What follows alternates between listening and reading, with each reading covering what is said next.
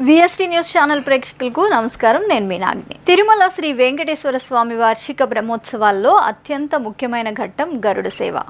ఎంతో ప్రాశస్త్యం కలిగిన గరుడ సేవను ప్రత్యక్షంగా చూసి తరించేందుకు లక్షలాదిగా భక్తులు తిరుమల తరలివస్తారు. ప్రస్తుతం తిరుమలలో వైభవంగా బ్రహ్మోత్సవాలు జరుగుతున్నాయి. రేపు అనగా అక్టోబర్ 8 గరుడ సేవ నిర్వహించనున్నారు. ఈ నేపథ్యంలో తిరుమల తిరుపతి దేవస్థానం విస్తృత స్థాయిలో ఏర్పాట్లు చేస్తోందని ఈవో జె శ్యామలరావు వెల్లడించారు.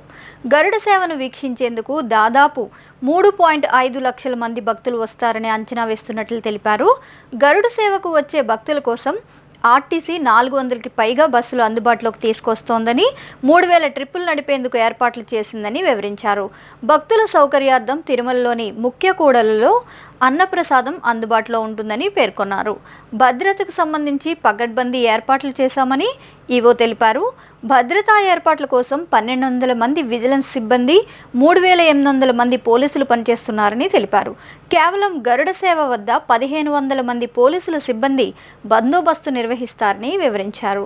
తిరుమల క్షేత్రంలో భక్తులకు సమాచారం అందించేందుకు ముఖ్యమైన కూడళ్ల వద్ద డిస్ప్లే బోర్డులు ఏర్పాటు చేసినట్లు ఈవో శ్యామలరావు తెలిపారు. శ్రీవారి భక్తులు సంతృప్తికరంగా గరుడ సేవను వీక్షించేలా ఏర్పాట్లు చేస్తున్నామని పేర్కొన్నారు.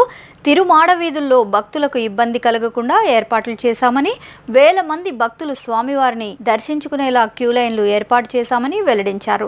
ఇక తిరుమలకు సంబంధించి సామాజిక మాధ్యమాల్లో తప్పుడు వార్తలు ప్రచారం చేస్తే కఠిన చర్యలు తప్పవని హెచ్చరించారు. ఓం నమో నారాయణాయ నమః. నిరంతర వార్తా శ్రవంతి కొరకు వీక్షిస్తూనే ఉండండి. మీ మా VST news. Please like, share and subscribe.